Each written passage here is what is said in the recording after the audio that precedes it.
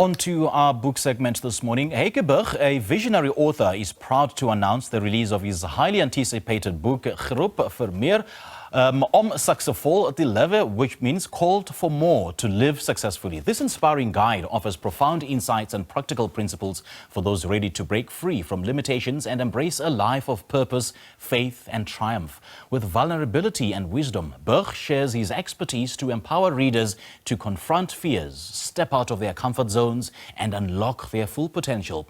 The author now joins us in studio to talk about his book. A very good morning to you. Thanks for joining us, Hykie. Hello, It's a privilege to be here. Thank you, everybody. Well, good to have you. So what really inspired you to write this book called To Succeed? Well, my first book was about recovering from addiction, right? And the book did very well. And then I wrote a second book about mental health and why we should break the stigma of mental health. Because with addiction, there's always some kind of mental health issue that comes along with it. And then this book I wrote to go a step further and really live a life of abundance, okay? And I just felt like over the last 20 or 25 years, I've been so privileged to speak in front of many audiences and corporates and churches and everything. Yeah. And when you ask people, you know, what is the vision for your life and what's the dream for your life, people always kind of give these vague answers. Very few people truly have this plan and this vision for their lives. And so Les Brown has got this quote where he says that, you know, most people die at 25, but they only get buried at 75. Gosh. You know? And so you speak to people and you think, but where's the inspiration? Where's the fire? Where's the passion? Don't you know that you called for more? Right?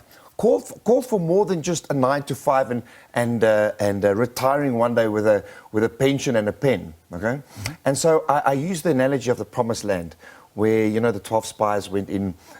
Moses' 12 spies, and 10 came back and they said, "Listen, we can't do it because of the walls and the giants and all of that stuff." And only 2 said, "Listen, we can take in the Promised Land."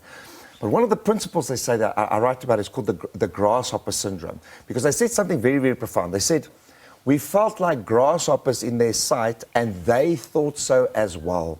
And then God said to them, well, now you're going to go out into the desert and you're going to die like grasshoppers. And the principle behind it is that if you feel you're insignificant, not worthy, not good enough, like most people feel, like a lot of South Africans, right?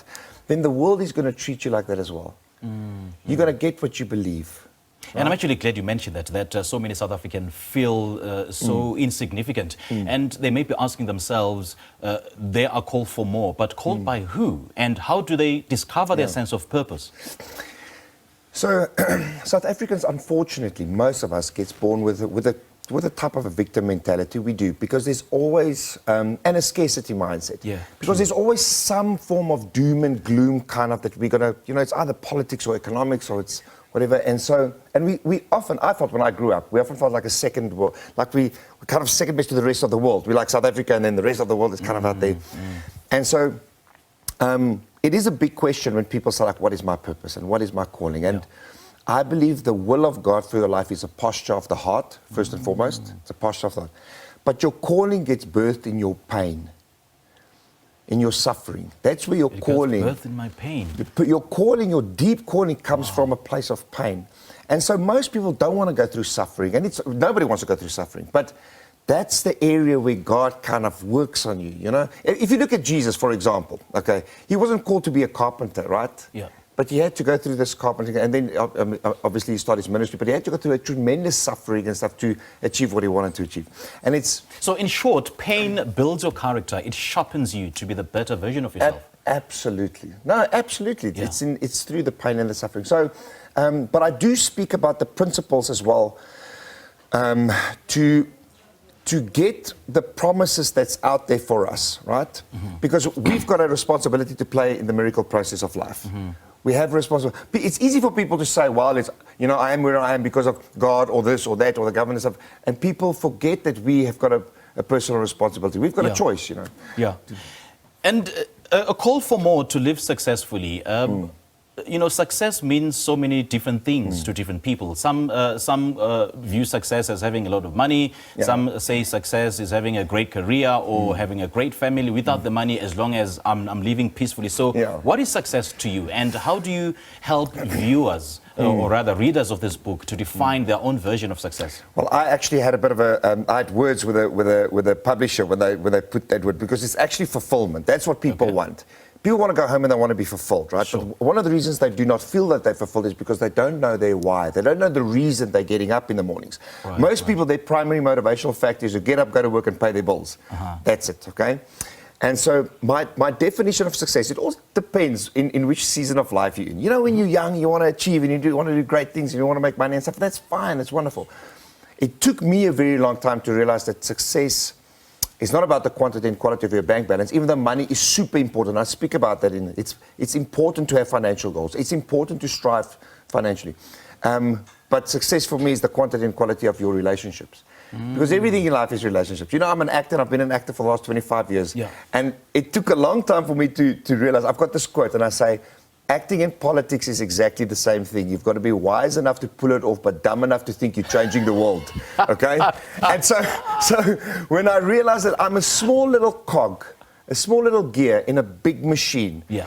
And if everybody does their part, yes, then you can change the world. So, but it's about fulfillment. People want meaning and people want purpose in their lives, and it's your why that drives that. Now, most people don't know what their why is, and this book will help you with that, because it will help you align with your values. It will help you what to say yes to, what to say no to, you know. Yeah. And then when it comes to vulnerability, and I do suppose that vulnerability and success, you know, go hand in hand. So how then in the book do you address the role of vulnerability in personal growth? Sure. Well, in my first book, I spoke about everything. Okay. My heroin addiction, my family members, my, you know, every stupid thing that I did, right? The jails, the treatment facilities, the insecurities, the fears. And so the first thing we need to remember when we talk about being real and authentic and being vulnerable is to admit that most of the time we're not real and authentic and vulnerable.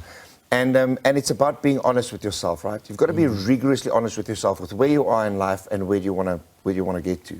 Because we walk around with facades, right? It's social media and it's all of this, and people think, wow, that person's life is so great, and it's not like that. We all have challenges. Every single family with more than one member is dysfunctional, so don't look at other families and go, you know, wow, that was, or mine is so great and that family looks perfect. It doesn't exist, right? So we all have our challenges. And, you know, one lesson that I've learned that I can leave the viewer with is, it's something that Jim Rohn said. He said, it's not about what happens to us in life that matters, because what happens to us happens to everybody. It's what we do with what happens, right? It's how you respond to what comes your way, which is going to make the difference. Are you going to be the victim or the victor? Are you going to use it as an excuse or a reason? Are you... So it's a perspective thing. You know, they say South Africa is the third most negative country in the world. It's first Brazil, then Venezuela, then us. Sure. And they say we struggle from the donut problem. We look at the donut and we speak only about the whole. The whole, yeah. We don't talk about the donut. And so it's a perspective. I hope, and my prayer and my hope is that the book will change a bit of perspective. Hykie, lovely chatting to you, man. You too, my friend. This is one major nugget that I'm taking away this morning. Yeah, God bless you. Thank you very much. Thank you, man. Thank you so much. Thank that you. was Hykie Berg talking about his latest book titled Called for More to Live Successfully, which is more than a book, but it's a transformative journey.